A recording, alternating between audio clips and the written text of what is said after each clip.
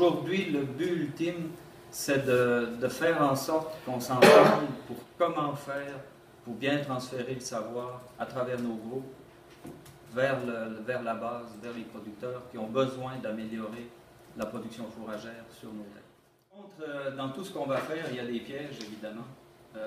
On entame quelque chose de nouveau.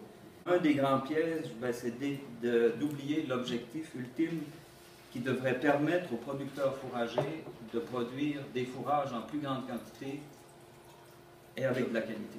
Toute l'industrie doit y trouver son compte. Il ne faut pas qu'on oublie des acteurs de l'industrie, peu importe lesquels. Il y a aussi ce que j'ai appelé le phénomène de l'entonnoir. Si on en met trop dans l'entonnoir et qu'on veut pousser, ça ira jamais plus vite que ce que le tuyau est capable de prendre. Mais il y a ce danger que certaines organisations pourraient éventuellement vouloir survivre avec l'argent des projets, puis oublier qu'il y a un grand mandat qui est en dehors de ça. Pour finir mon histoire, pourquoi c'est si important que la production fourragère se développe et que ça aille mieux? Sur l'entreprise, chez nous, ça fait au-delà de 30 ans qu'on cumule les données avec le groupe conseil. Donc, on peut aller voir qu'est-ce qui s'est passé dans nos rendements fourragers depuis toutes ces années. Puis, à ma grande surprise, c'est à peu près les mêmes chiffres. 5 tonnes, 6 tonnes, 7 tonnes de matière sèche à l'hectare. 5 tonnes, ça, c'est les pires années. Et puis là, c'est bloqué. 6 tonnes et demie de matière sèche à l'hectare. Est-ce que ça fait du sens? Le dernier achat qu'on a fait en 2015, l'an passé, c'est 10 000 l'hectare.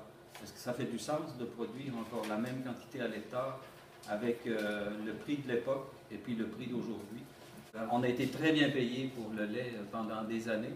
Et puis là, il nous arrive un événement qui fait que le prix du lait est rendu au niveau où il est. Ce n'est pas catastrophique par rapport à d'autres pays, mais on n'est vraiment pas habitué, nous, à vivre avec un prix du lait plus bas. Dans la production de viande, ils ont eu quelques années exceptionnelles dans la viande de bœuf en termes de prix. Mais là, vous savez ce qui arrive, c'est cyclique dans le bœuf. Donc, on a de sérieux besoins d'améliorer la production fourragère dans la province.